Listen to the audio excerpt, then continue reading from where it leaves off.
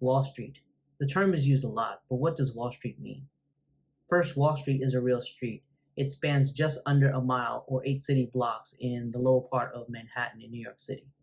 It is home to some of the most important institutions in the U.S. financial systems. On Wall Street is the New York Stock Exchange, which is the world's largest stock exchange by market capitalization, the Federal Reserve Bank of New York, and major investment banks, brokerage firms, and insurance companies.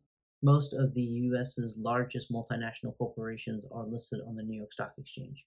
The listings allow the companies to raise money through the sale of stocks and bonds. The money raised is used for business expansion, research and development, acquisitions, and other corporate needs.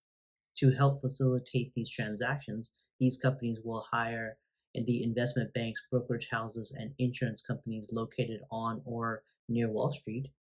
These transactions are subject to oversight and regulations by the U.S. Securities and Exchange Commission. The Federal Reserve of New York is one of 12 regional banks that make up the Federal Reserve System. The Federal Reserve System helps implement U.S. monetary policy. It does this by buying and selling government securities, supervising and regulating member banks, and maintaining the stability of the U.S. financial system. The Federal Reserve Bank of New York also provides banking services to foreign central banks, making it one of the most influential banks. Although the term Wall Street originally referred to the geographic location in Lower Manhattan, it has come to symbolize the broader U.S. financial industry. When used by the media and politicians, Wall Street typically refers to the entire financial sector, including the stock market, the investment banks, and the financial regulators. While much of the financial activities remain concentrated in New York City, particularly in both Midtown and Lower Manhattan, key financial hubs also exist in cities such as San Francisco, Boston, and Chicago. Wall Street plays a vital role in both the U.S. and global economy. Its institutions influence interest rates, capital flows, economic policy, and even public confidence in the economy. As a result, what happens on Wall Street can have a ripple effect across the everyday economy experienced by ordinary people. Historically, Wall Street got its name from an actual physical wall that ran along the street. The Dutch, who established New Amsterdam in the 16th century, built the wall in the 17th century to prevent outsiders like the British, Native Americans, and pirates from entering.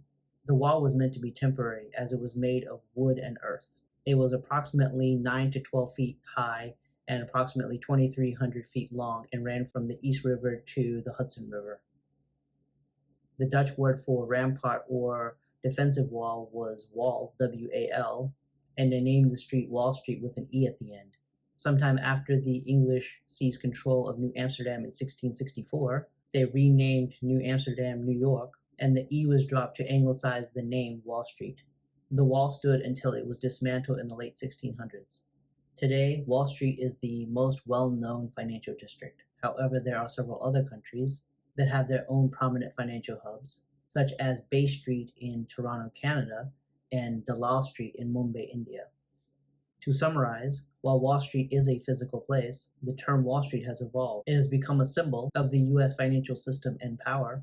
It offers a valuable window into the forces that shape the economies around the globe. Please like, subscribe, and share. Thank you.